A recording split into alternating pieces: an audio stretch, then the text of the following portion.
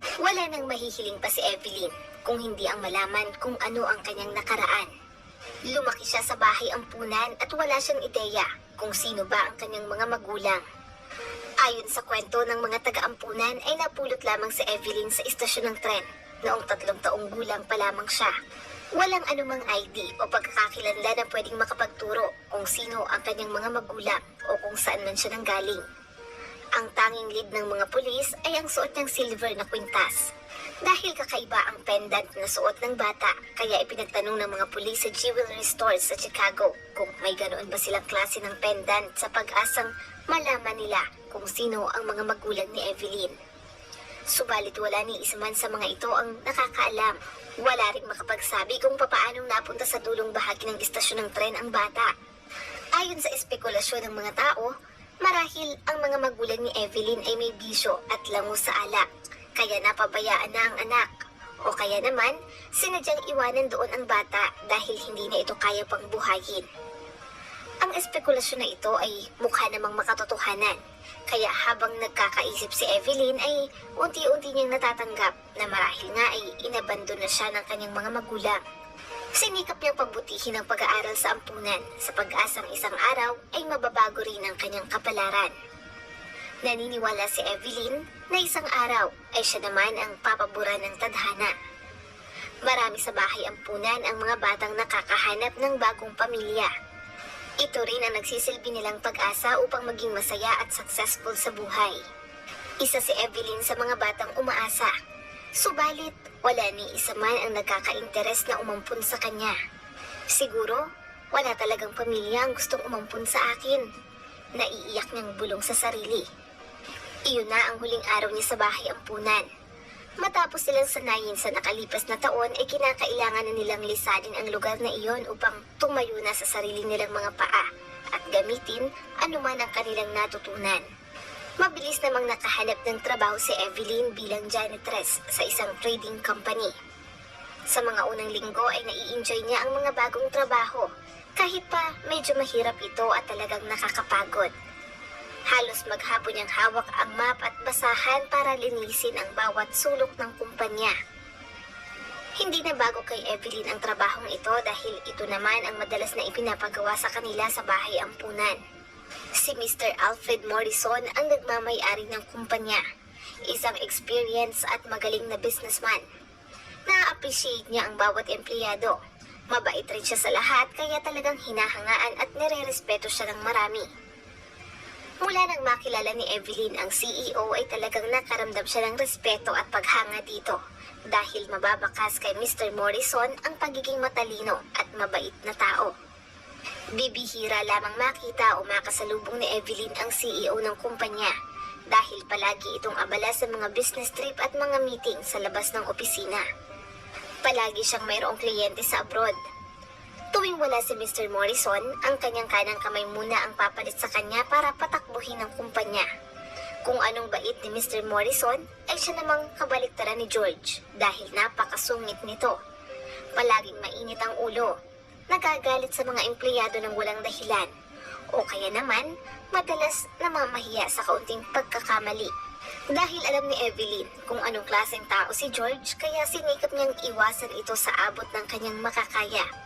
Natatakot siyang mapagalitan o ipahiya ng taong feeling nagmamay-ari ng kumpanya.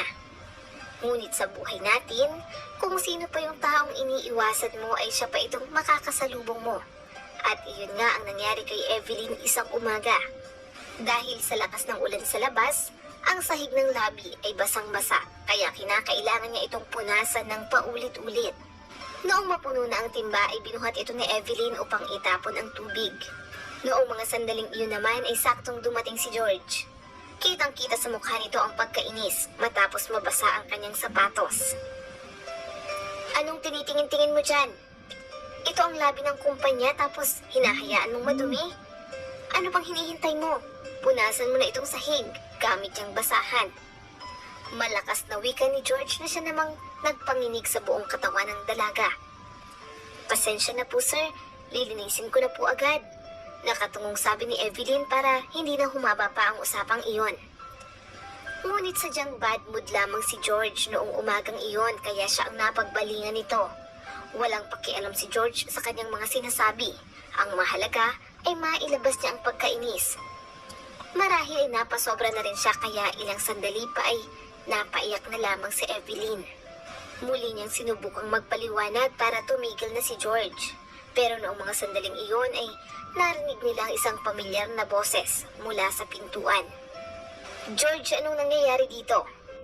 Bakit hinahayaan mo ang sarili mo na tratuhin ng ganyan ang mga empleyado sa halip na maging mabuting halimbawa?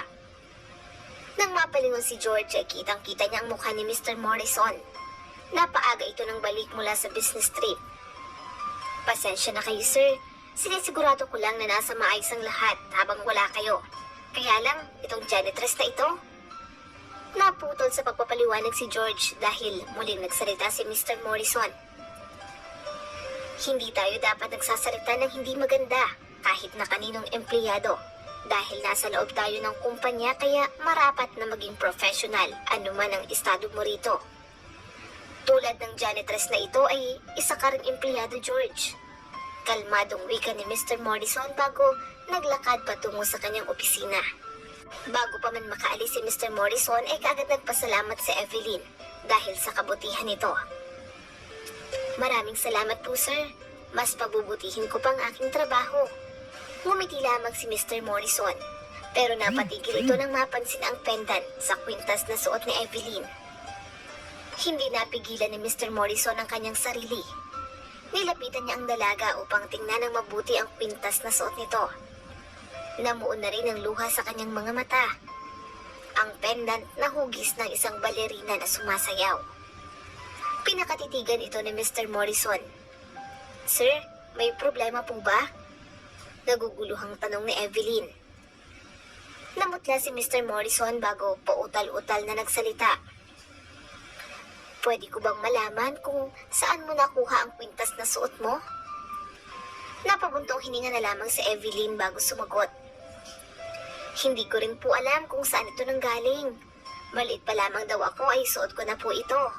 Mula pa noong natagpuan nila ako sa istasyon ng tren sa Chicago, sabi ng caretaker sa ampunan. Lalo pang namutla si Mr. Morrison sa kanyang narinig. Napaatras din siya bago napabulong. Hindi ito maaari. Imposible. Muling bumalik kay Mr. Morrison ang mga alaala ng nakaraan. Nag-aaral si Mr. Morrison sa kolehiyo nang makilala niya si Gina. Mabilis silang nagkapalagay ng loob. Naging maayos at masaya ang kanilang relasyon kaya hindi nagtagal ay napagpasya nilang magpakasal. Kinailangan na rin nila iyong madaliin dahil noong mga panahong iyon ay nagdadalang tao na pala si Gina. Lalo pang naging masaya at challenging ang buhay nila bilang mag-asawa. Dahil mayroong economic degree kaya walang naging problema si Mr. Morris sa paghahanap ng trabaho. Ang naging alalahanin niya lamang ay ang madalas na morning sickness at pagkahilo ni Gina. Halos buong panahon ng kanyang pagbubuntis ay naging maselan, lalo na ang kanyang panganganak. Pero naging worth it naman ito dahil isinilang niya ang napakaganda at malusog na sanggol na babae. Mayroon siyang maliit na nunal sa itaas ng labi. At ayon sa mga nurse, magandang senyales daw iyon na magiging masaya ang buhay ng bata sa hinaharap. Pinangalanan nilang Evelyn ang bata, alinsunod sa pangalan ng lola ni Gina. Mabait at hindi iyakin si Evelyn. Hindi siya naging pasaway o naging problema ng kanyang mga magulang. Hindi tulad ng ibang mga sanggol, si Evelyn ay mahimbing ang tulog sa gabi. Noong sumapit ang unang taon na kaarawan ni Evelyn, niregaluhan siya ng kanyang ama ng kwintas. May pendant itong babae na sumasayaw. Noong mga sandaling iyon, naniniwala ang mag-asawa na magiging masaya ang kanilang pamilya at walang sino man ang makakasira noon. Subalit nagbago ang lahat. Isang araw, napagpasyahan ni Mr. Morris na isama ang kanyang anak sa Chicago para mamasyal. Sa buong biyahe sakay ng tren ay nakatanaw lamang sa bintana ang batang babae na noon ay 3 taong gulang pa lamang. Noong araw na iyon ay kasama sana nila si Gina, kaya lamang ay sumama ang pakiramdam nito kaya napagpasyahan niya na huwag na lamang sumama. At ang desisyong ito pala ang bagay na lubha niyang pagsisisihan sa buong buhay niya. Pero kahit magsisi pa sila ay hindi na maibabalik pa ang lahat. Noong tumigil ang tren sa isa sa mga istasyon ay mayroong sumakay na 3 lalaki. Hindi sila naroon upang bumiyahe, kung hindi para humanap ng mabibiktima. Dahil maayos at formal manamit si Mr. Morris kaya inakala ng tatlong kalalakihan na mayroon siyang pera. Dahil pera at mga mamahaling gamit lamang naman ang kanilang pakay kaya wala silang pakialam kung may kasama ba itong bata. Nang tumigil sa sumunod na istasyon ng tren ay nakasunod na ang tatlong lalaki kay Mr. Morrison. Tinutukan siya nito ng patalim sa tagiliran bago hinila papalayo. Pinagtulong-tulungan nila si Mr. Morrison. Kahit anong palag niya ay wala siyang kalaban-laban sa tatlong lalaki. Matapos kunin ang mga gamit at cellphone ay itinulak nila si Mr. Morrison papalabas ng istasyon ng tren. Matapos noon ay dinala nila ito sa isang lugar na walang tao, saka pinagtulong-tulungang bugbugin hanggang sa mawala ng malay. Naiwan si Evelyn sa loob ng tren, na takot, hanggang napansin siya ng empleyado ng train station. Dinala ang bata sa mga pulis upang maimbestigahan at hanapin kung sino ang kanyang mga magulang. Pero wala silang natanggap na report na may naghahanap sa batang babae o anumang match sa kanyang description. Noong mga panahong iyon ay nasa ospital naman si Mr. Morris dahil sa tinamong mga bugbog at injury. Hindi alam ni Gina kung ano ang nangyari sa mag-ama. Dahil hindi niya makontak si Mr. Morrison, kaya napilitan siyang hanapin ito. Halos 3 araw bago niya ito nakita sa ospital. Ngunit sa kasamaang palad ay hindi niya alam kung saan magsisimulang hanapin si Evelyn. Sinubukan nilang gawin ang lahat sa abot ng kanilang makakaya, pero bigo silang makita ito. Sa kabilang banda, wala ring mahanap na leads ang mga pulis kung sino ang magulang ng batang babae, kaya sa huli, dinala na lamang nila ito sa bahay ampunan. Dahil napakabata pa lamang ni Evelyn noon kaya ang tagong alam niya lamang ay ang kanyang pangalan. Ito na rin ang naging tawag sa kanya ng mga nasa bahay ampunan. Nang magising si Mr. Morrison sa ospital, kaagad niyang naipahuli ang mga bumugbog at nagnakaw sa kanyang mga gamit. Yun nga lang, kahit anong hanap ang gawin nila kay Evelyn ay walang nakakaalam kung nasaan ito. Naging delikado na rin para kay Gina ang pagbubuntis kaya hindi na sila nabiyayaan pa ng anak. Sa huli ay nawalan na rin sila ng pag-asa na muling makikita pa si Evelyn, kaya itinuon na lamang nila ang pansin sa negosyo.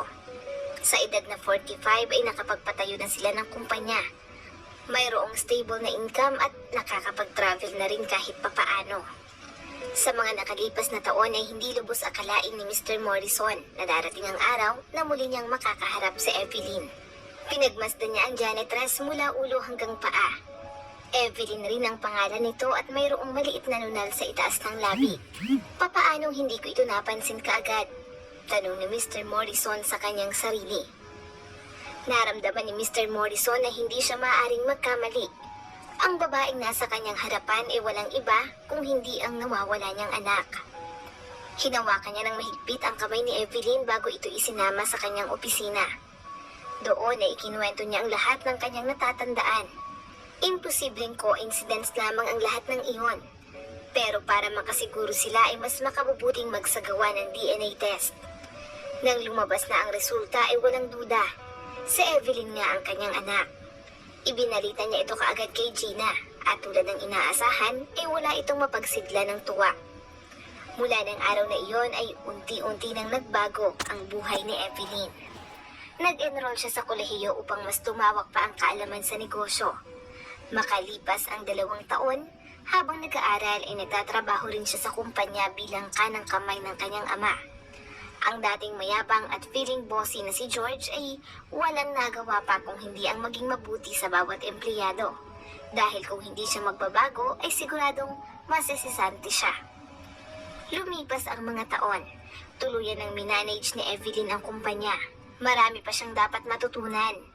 Pero palagi lamang nakaalalay ang kanyang ama sa kanya sa bawat desisyon na kanyang gagawin.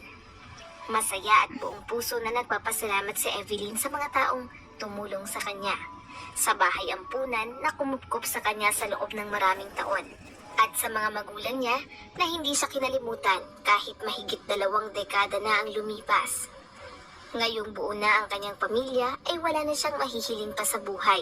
Nangako rin siya sa kanyang sarili na kahit kailan ay hindi na siya muli pang mawawala sa mga ito sa loob